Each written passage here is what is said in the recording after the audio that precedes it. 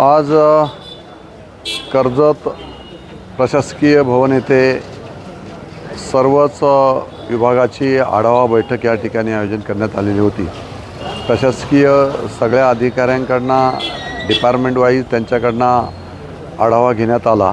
जनतेचे जे प्रश्न आहेत हे प्रश्न तात्काळ मार्गी लागावेत यासाठी प्रत्येक डिपार्टमेंट वाईज माहिती घेण्यात आली आणि तशा अधिकाऱ्यांना सूचना देण्यात आलेल्या आहेत की आपण जे प्रश्न प्रलंबित आहेत ते प्रश्न तात्काळ सोडवले गेले पाहिजेत। आता अवकाळी पावसामुळे शेतकऱ्यांचं फार मोठ्या प्रमाणात नुकसान या ठिकाणी झालेलं आहे। त्यामुळे त्यांचे पंचनामे कृषी विभागाच्या माध्यमातून असतील, तहसील विभागाच्या माध्यमातून असतील, हे सगळे पंचनामे तात्काळ त्या ठिकाणी झाले पाहिजेत आणि शेतकऱ्यांना त्या ठिकाणी नुकसान भरपाई शासनाच्या माध्यमातून तात्काळ मिळावी यासाठी हे पंचनामे तात्काळ करण्याच्या सूचना या ठिकाणी अधिकाऱ्यांना केलेल्या आहेत।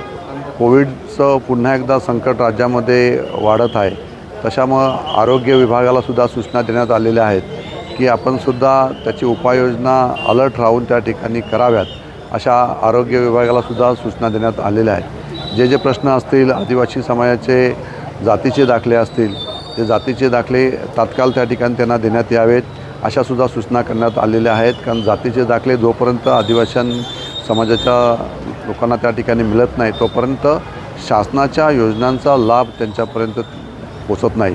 यासाठी जे प्रश्न प्रलंबित होते या सगळ्या प्रश्नांसंदर्भात अधिकाऱ्यांना या ठिकाणी सूचना देण्यात आलेल्या आहेत। तसेच अधिकारी वर्गासुद्धा या ठिकाणी संभ्रमित अवस्थेत होते की त्यांना वेगवेगळ्या पद्धतीने त्या ठिकाणी काही लोकांकडून या ठिकाणी त्यांना पॉलिटिकली प्रेशर त्या ठिकाणी त्यांना देण्यात येतं, ते सुद्धा त्यांच्यावर येऊ नये म्हणून अधिकाऱ्यांना तसं सांगितलेलं आहे की आपण चांगलं काम आपण समाजासमोर उभं करावं आणि यासाठी तुम्हाला जे लागेल ते सहकार्य करण्याची भूमिकासुद्धा लोकप्रतिनिधी म्हणून आम्ही एकत्रपणे शासन आणि प्रशासन हे एकत्रपणे ज्या दिवशी आपण येऊन काम करतो तेव्हा विकासाला गती येत असते आणि विकासाला गती देण्याच्या दृष्टीनेच पुन्हा एकदा या मतदारसंघाचा एक शाश्वत विकास व्हावा या दृष्टीनेच आम्ही ही पावले उचललेली आहेत।